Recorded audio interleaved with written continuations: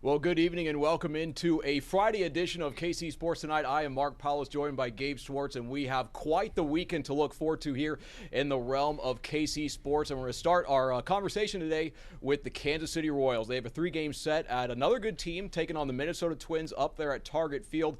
Some big news breaking with the Royals today, where they designated Hunter Renfroe for assignment. This was a guy that they brought to Kansas City last year with a lot of expectations. They signed him to a 2-year deal, and they paid him significant money. I think this year he's earning $7.5 million, but through the first 35 games of the season, he had 18 hits. He was batting .182. He had a negative 1.5 wins above replacement, which was tied for the worst in Major League Baseball. So, Gabe, it seems a little bit today the Royals may have had some addition by subtraction. What was your reaction to this move? Do you think it took too long, or was this about when you thought it was going to happen, just based on his play? Yeah, I think that it's not something that they wanted to do. It's not something that a team like the Royals is in the position to be able to do frequently, is just cut bait with a guy who they're having to pay $7.5 million to go away. That's not something that a small market team like the Royals is willing to do, even though or typically willing to do, because John Sharman actually has kind of ponied up and paid a lot more for this roster than previous ownership has, and previous years have looked like for the roster. It's one of the more expensive Royals rosters ever. I would say that the process of the free agency class that the Royals signed prior to last season, trying to get older, trying to insert some veteran leadership into the clubhouse. They signed Michael Wacha, they signed Seth Lugo, they signed Hunter Renfroe, Adam Frazier, Chris Stratton. Some of them worked really well, and some of them have not worked at all, and there really hasn't been much in between. I think Renfroe was probably the most in between, where you'd say, you know what, signing Wacha, signing Lugo, those were home runs. Signing Stratton and signing Adam Frazier, those were complete whiffs. And Renfroe was largely productive last season, but this year it just was not working out. And so I think, given what we've seen in AAA, last year you had a really good season for Drew Waters. He came up, he wasn't super productive. This year he's come back up and he looks like a different guy. He looks like a guy who's more accustomed to major league pitching and major league production, and he's actually now, I would argue, a really valuable player for the Royals, given what he's provided in the 8th spot of the lineup. Nick Loftin now is kind of in a similar spot. I don't think that he's ever been looked at as the type of prospect that Drew Waters was at one point. But I think the hope, if you're a Royals fan, is that Nick Loftin comes up and in his second, more extended period of time, where he maybe knows, hey, my opportunity for playing time and my opportunity for a role in this team is greater, because I'm replacing someone who is not just injured. I'm replacing someone who was cut for lack of performance. Hopefully he's able to take that and run with it. Yeah, just as Gabe mentioned there, Nick Loftin was the player called up from AAA in a corresponding roster move. Nick Loftin has been playing well at AAA this year. I have his stats here. He's batting .295, 4 homers, 24 RBI, 12 stolen bases out there at Omaha. Now he comes to Kansas City in a reserve role. Hopefully can provide a spark for the Royals off the bench. But I really think the Royals, they provided Hunter Renfroe about as long of a runway as they could have given him. And we know why they kept him here on the roster for so long. He was a major league veteran. He's hit 20 homers 6 times. Last year, as Gabe said, he was partially productive. But this year, the results on the field were not there. And then as we saw, the Royals this year aren't really they're in it to win it. They are not afraid to cut guys. Last week they cut Chris Stratton, or maybe that was this week, but they cut him. He's getting $4.5 million as a relief pitcher. Today they DFA Hunter Renfroe, do $7.5 million. These are moves where the Royals have been like, you know what, we signed these guys, we really hope that it would work, and it's not working out. So we're just going to cut our losses. Hopefully those guys land on their feet somewhere else, and they're going in a different direction. So for me, this is a big point of hope for Royals fans, because they're no longer running out a guy that's one of the worst players in everyday baseball out there every day. They're trying to take moves to improve the roster. I think maybe with Hunter Renfroe playing as much as he was, we did see his playing time dwindle in recent days. I thought maybe the Royals were 84, 85 win team. Now, getting rid of him, I believe, this opens up a spot maybe for them to get a trade bat for Jack Caglione to maybe come up. And maybe now the Royals are an 88, 89 win team. If they add Caglione, they add a trade, another bat offensively, things could really be looking up here for the Royals. But, Gabe, that kind of brings us to our next topic of conversation here, staying with the Royals. But last night, Jack Caglione, the Royals' top prospect, hitting his first home run there for the Omaha Storm Chasers. It was a line drive, 114 miles per hour off the bat. Went 410 feet, and actually a very interesting note about this. He hit the home run off a pitcher named Dakota Hudson, who's incidentally the exact same pitcher that Bobby Witt Jr. hit his first Major League home run off of. So this guy, it's not like he's just some AAA bottom feeder. This is a guy who has been a Major League pitcher before. Obviously right now he's in AAA, not in the big leagues. But, Gabe, I know the Royals have not put a timeline on Cags to get to the big leagues, but with Renfroe getting DFA today, it kind of seems like there is now a pathway for Caglione to get to the big league roster and to have a spot to play. What do you think? Yeah, I think that what we're going to see is probably a similar time frame, maybe a little faster than AA, where they wanted to get themselves into a spot earlier in this year where you give Cags 100+ at bats in AA, and I think he got to like 120 at bats in AA. And that kind of seems like the ballpark they want to be in for making decisions about hitters, because Hunter Renfroe had, I think, 95 at-bats and well over 100 plate appearances when you factor in a couple walks and such. So when you get to that, I guess, level of sample size, it kind of gives the club an ability to totally evaluate things. And I think that they also had the data of last season in which Renfroe slumped for several stretches of time as well. So, yeah, I think that the first 3 games that he's played in Salt Lake City for the Storm Chasers has been really good this week. He's gotten a hit in every single game. He's had a multi-hit game one of the nights. He hit a home run one of the nights. I think he had an infield hit. He had an infield single, yeah, which I'm sure that he'll always remember that first AAA hit that in a career where he'll probably make the majority of his money hitting balls 380 or 400 feet plus. His first AAA hit came on a ball where he hit it no more than 50 feet on the ground. So I think that, generous. Yeah, that might be generous as well. I think it's really encouraging just how hard he hits the ball. You mentioned it on the show, I think it was either last week or 2 weeks ago, that by the metrics, if Jack Caglione was in the major leagues, he would be hitting the ball only, I think it was 3 miles per hour below like the fastest like ever. Shohei, like the fastest exit velocities that Shohei Ohtani's put up, Giancarlo Stanton's put up. These are guys that crush the ball, and so I think that he is on the fast track, and the Royals fans who want to see him here right now need to know that the Royals are not slow playing this. They are moving him up the chain about as quickly as you're going to see for a guy who was drafted literally last July, and he is passing all the tests, and he just needs to develop, I guess, the timing. And yesterday, the home run in particular, it's not like he was bailing himself out of a poor count. He was up 3-0 in the count, and that to me tells you what they think about him. Is that in his third game in AAA, they're already green-lighting him to swing on 3-0. So I think it's really encouraging. I think that give him a month. Give him a month, and let's see him continue to crush AAA pitching. But AAA pitching is not Major League pitching. So we will see what it looks like. And as you mentioned, I think as much as the Renfroe move changes things in Kansas City, you would hope that the production level ups and that it is not, they're moving Renfroe to set up the Cags move. I think it's more of they're moving Renfroe to set up helping the offense be better so that when Cags comes up, he can hit 7, 8 in the lineup and not be stressed and just be a guy who is asked to settle into his big league career. Because for as much as we applaud what Bobby Witt Jr. has done this year, last year, the year prior, when he was a rookie, yes, there were flashes, but the consistency is obviously not there. And so you're just hoping that when he does make his debut later this season, that the flashes are enough to help him be a productive player on a winning team, because it's different playing on this Royals team than what Bobby was being asked to do on a team that had no consequences in 2022.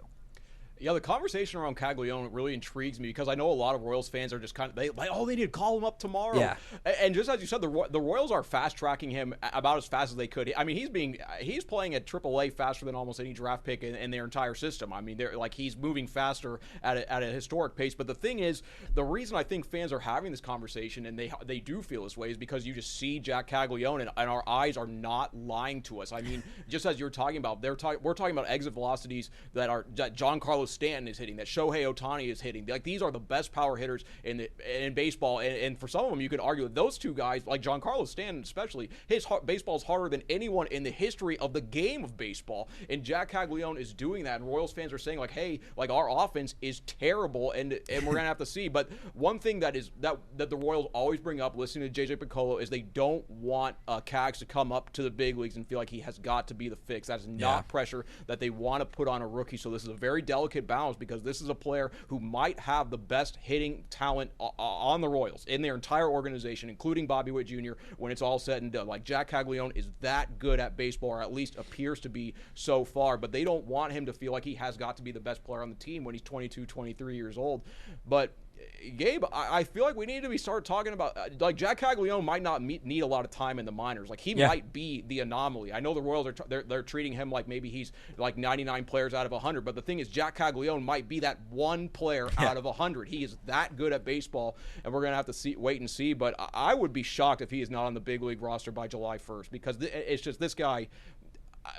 They want to see what he does in AAA. They said they want to see what he did in AA when they brought him up or started him this year at AA. They said he had a little bit of a lull, but that lull was 3 to 4 games, and he got right back on track. So at AAA, we're going to have to see. Maybe the AAA, the scouting reports are a little bit deeper. As JJ Picollo was saying on Monday, talking about the call-up, was that in AAA, the pitchers, there's more game planning. They follow the game plan better. They can repeat deliveries much better than in AA, because at AAA, obviously, they're one step away from the big league. So if Cags does hit that little slump in AAA, I shouldn't say slump, maybe he has a 2-3 game lull and he comes out of it, I think at that point the Royals would be confident to bring him up to the big league roster, because that's a guy that's made an adjustment 2 times at that point if he were to do that at the minor league level. So we'll see what happens if he can get called up to the big leagues. Gabe, any thoughts? They're definitely maximizing what they're asking of him in AAA. Like, he is, every single game that he's been there, he's hit third in the lineup. So they are attempting to get him the most amount of at-bats. And he's playing right field, which is where he's going to slot in if he comes up to Kansas City this fall, or later this summer, excuse me. Because with what the Royals have going on at first base with Salvi and Vinny, and Cavan Biggio can play it, Mark Canha can play it, they don't necessarily need him to be a first baseman as it stands, and if he can learn how to play the outfield, that is part of it. I think that if anything, it is more of just getting the reps, and you got to think of, in particular, we've seen what it looked like when Jonathan India was playing left field early on this season, and there's obviously going to be an acclimation period when you play in Kauffman and the defensive dimensions and all that kind of stuff. But we saw what it looked like early in the regular season with Jonathan India, even though he got reps in spring training playing the outfield. And so I think that what they're asking Cags to do in late stage of AA and now in AAA is get those right field reps, so that when he comes up to the MLB, he doesn't have to worry about just absolutely learning how to play defense in right field at the same time that he's trying to hit big league pitching. So it's a good plan, and we'll see how it goes. No, I think that's a tremendous point, because I don't think that just the Royals, how they play organizationally, and especially how they play at the major league level, I don't think they're going to put anyone out there that's a defensive liability, and they also are not going to want to put someone out there where, if they do maybe have some subpar defense where it creeps into their offense, just mentally affects them at the plate. They are not going to want that to happen here for a rookie. But Jack Caglione, things are happening. Special players do special things. Like they want to see what he does in AAA. Third game up there, he hits a 410-foot home run, 114 mile per hour off the bat. there was pressure on him. He succeeded. Yep. Let's see what continues to happen. All right, we have 3 more topics in about 15 minutes. We're going to try to get through these. But KU baseball is playing in the Big 12 tournament where they earned the 2 seed. They're having a sensational season. Head coach Dan Fitzgerald, in his 3rd year at the helm of the program, brought in a lot of JUCO guys, a lot of veteran guys, and he's flipped the program in 3 years. I think when he took over the program, they were dead last in the Big 12. Here they are, 2 seed at the Big 12 tournament. Gabe, last night they had their 26th comeback win of the season. I think they have 43 wins. We talked about this a little bit when Fitzgerald was named the Big 12 Coach of the Year, but just how special of a coaching job and turnaround of a program is this, especially in the modern era of college sports where teams can buy NIL. You could buy a good team if you wanted. KU didn't do that. KU built it a different way. Yeah, I mean, it's not one of the most expensive rosters in college baseball. It is a lot of JUCO guys who have bought into the mentality of KU and what they wanted to do. And last night was kind of exactly what they've been for all season long. The pitching is decent. It's nothing special. They got down 6-2 and they battled their way back to win 7-6. And so they're never really out of it with how good the offense is. And I think that one of the worries when they were down in that game last night against Oklahoma State was, they're playing at Globe Life Park in Arlington, and that's a big ballpark. It's a big yard. It's a big league ballpark for college baseball. And so does being a power team and being a team that relies on offense, does that necessarily translate to that ballpark? Well, I don't necessarily think that it was their best game, but they escaped and were able to advance to the semifinals today, and so we'll see what it goes to. I did see today, baseballamerica.com, they do their 8 for Omaha pretty frequently, and they update kind of who the experts, who they think is trending in the right direction for getting to Omaha. And they had KU as one of the 8 teams that they think can get there based on the way that the bracket would shape up at this point, and that was even though they had KU still as a 2 seed, as a team that is not hosting a regional next weekend in Lawrence. And if they win tonight, if they win tomorrow, and they win the Big 12 tournament, I think there is a chance that you or Neil or Marlia, somebody's going up to Lawrence next weekend to cover some NCAA tournament games at Hoagland Ballpark, and we'll see what it looks like. We'll see if they're able to win the tournament, but this is as good of a chance as they have ever had to get to Omaha, and I'm thrilled to see what the outcome becomes, because it's a really fun team to watch. It is kind of the antithesis of what the Royals are in terms of every game being a 3-2 game. It feels like every single KU game is 10-9, 9-8, 7-6. It's something 8-5. like that. Yeah, exactly. No, they score. KU really does score a lot, and just as you're saying, KU is really hopeful to host an NCAA regional, which would be a crazy thing to say for the program. And just as Gabe said, they're really going to need a strong weekend here. They did earn the 2 seed in the Big 12, but they did finish the regular season with more wins than anybody in the Big 12. So I think if they were to win tonight in the semifinals against TCU and then win in the championship, I don't know how you could say that they weren't worthy of hosting an NCAA regional, and that would just be an incredible turnaround. But the big road bump, at least the first one, is going to be tonight against TCU. Well, last time KU played TCU, or the only time KU played TCU this season, they were swept and they were outscored 25-6. So for a team that's done a lot of comeback winning, they did not come back against TCU in that sweep. So they're gonna. But I will say the one thing about KU that I think is a big benefit for them this season is just kind of, as we were talking about, this is a team that with those 26 comeback wins, you had to think in that dugout they don't think that they're ever out of a game and that they could really they're never out of it. They can come back and win. Yep, they've got a chance every night. All right, KU baseball, we'll see what happens there tonight. 7:30 first pitch down at Globe Life. And the other semifinal is top seed West Virginia, who KU just swept on the road in Morgantown, who's somehow the 1 seed over KU. Doesn't make sense. See what happened on the field. West Virginia's taking on Arizona, so we'll see what happens out in that one. Now, 2 more topics here to close, both with soccer. Sporting Kansas City returns home this weekend. They just played a span of 3 road games in 8 days where they traveled more than 5,000 miles. I think they went here to San Jose, back to here to Portland, back to St. Louis, and then back out to San Diego. So they were doing quite a bit of flying. Great job, schedule makers. Yeah, MLS schedule makers. We got to have little bit of a conversation. That was a little jacked up. But they went 0-1-2 on that road trip, finishing it with 2 draws in a row. Hosted the New England Revolution on Saturday night out at Children's Mercy Park. But this is going to be a match that is played with a bunch of heavy hearts because one of Sporting KC, one of their former players passed away this week, Gotti Kinda, who is very close to a lot of guys on the team. I think there were 11 members of Sporting Kansas City who played with Gotti. And if anyone had ever watched Gotti Kinda play soccer, this dude was absolutely electric. This was a guy for Sporting Kansas City that he just saw things on the field that other players didn't see. Daniel Shalloway was actually talking about getting to play with Gotti, and he was saying that when he was with Gotti, he had an MVP caliber season. That what actually was it almost was getting me to tear up in the sports office when I was hearing this. But they were talking about when a couple days ago they were asking, like, kind of talking in the locker room about who are players that they would like to play with, or players that they've never played with they'd like to play with, our chance. And Daniel Shalloway was said, I said Gotti Kinda, and then a couple days later they got the news that Gotti had passed away. Gabe, Gotti gave us a lot of good highlights here in Kansas City. What do you kind of think that this week has been like? And I know you saw some of their comments. What do you think of what they said after his Eric passing? Tommy said that he felt like it was the toughest week of his career, and he's a guy who played, I think, just over a year with him. He arrived in 2022. Gotti Kinda was here from 2020 to 2023.